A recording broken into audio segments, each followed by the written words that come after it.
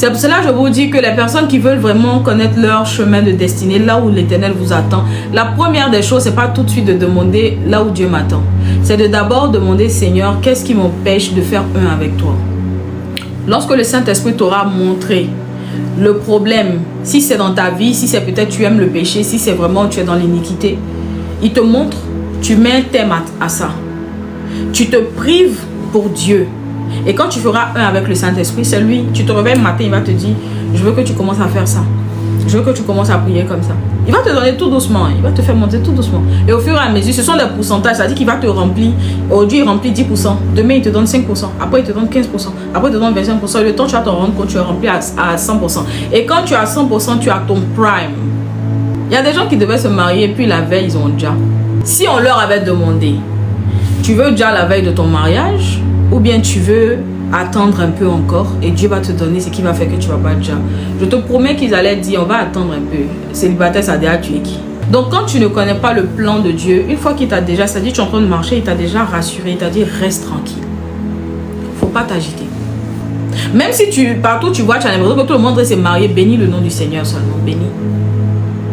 Et rappelle-toi toujours, dis-lui que je te fais confiance parce que tu n'es pas un Dieu qui ment. Tu m'as promis, hein, papa, tu m'as promis. Et moi, je m'appuie sur ta promesse. Donc, prends conscience de qui tu es. Prends conscience. Je suis une reine, je suis un roi. Et il y a des choses que je ne peux plus me permettre. Toi, tu penses que ça ne plairait pas à Dieu que tu te maries, mais tu n'as même pas idée du type de mariage qu'il veut te donner, des choses extraordinaires. Et c'est en cela que je te dis, pour quelqu'un qui se qualifie, l'Éternel va toujours trouver quelqu'un, un homme ou une femme, soit à ton calibre. Si c'est une femme, soit il va te donner un homme à ton calibre, ou un homme plus que toi. Côté chose. Maintenant, à l'homme, il va te donner une femme très vertueuse. Donc ça veut dire que toi là, la femme là, de la même manière que l'homme sera un cadeau, ok? C'est comme ça, la femme aussi sera un cadeau pour toi. Et vous allez réciproquement vous booster, vous envoyer, vous allez évoluer. Et je te le dis que tu ne peux pas mettre ta vie à côté et l'Éternel va t'envoyer une femme vraiment déglinguée ou encore un homme super clochard. Quand je dis clochard, c'est pas financièrement, mais quelqu'un qui ne croit pas en Dieu, quelqu'un qui n'est pas investi dans l'œuvre de Dieu, quelqu'un même qui ne te soutient pas. Non, Dieu ne fonctionne pas comme ça. Il met ses enfants ensemble. Regarde, je vais te donner un exemple parce que pendant que je suis en train de parler, l'Esprit de Dieu me ramène dans l'histoire de Jacob. Jacob était censé marier Rachel. C'est par tromperie que Jacob a marié sa sœur. Mais la grâce et la bénédiction n'est pas venue des enfants de sa sœur, malgré que elle a eu des enfants avant Rachel. Joseph est venu de Rachel. Et c'est en cela que je te dis, Dieu sait la femme qu'il a choisie pour toi. Et arrête de croire que la femme qu'il a choisie pour toi, parce que ça, c'est un abus de langage. Dieu, quand il prend une femme, c'est forcément une femme que tu n'aimes pas. C'est faux. Donc, si c'est ça que tu crois de lui, c'est pour ça que je te dis, marcher avec Dieu, c'est pas seulement être un as dans la prière. La prière ne suffit pas.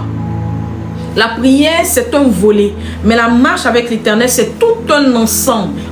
Même la manière de penser. C'est en cela que le Seigneur Jésus, lorsqu'il était en train d'opérer des miracles, il n'est pas venu en même temps, il dit, voir, marche. Non, il a toujours demandé. Qu'est-ce que tu veux? À certains, il a demandé, est-ce que tu crois que je peux? Oui, tu le peux si tu le veux. Va, ta foi t'a sauvé. Donc si toi, tu crois en Jésus, tu pries Jésus, mais tu te dis que s'il doit te donner une femme, c'est forcément une femme qui ne te plaît pas, qu'il en soit ainsi. C'est comme ça que beaucoup se sont retrouvés dans des mariages qui ne leur plaisent pas. Parce que l'objectif de l'Éternel, c'est pas que tu trompes ta femme ou que tu trompes ton mari. Non. Son objectif, c'est que vous marchez dans la fidélité, vous vous aimiez. Or, on se connaît. Si tu n'aimes pas ton mari ou tu n'aimes pas ta femme, lorsque tu vas trouver ton genre dehors, tu vas tromper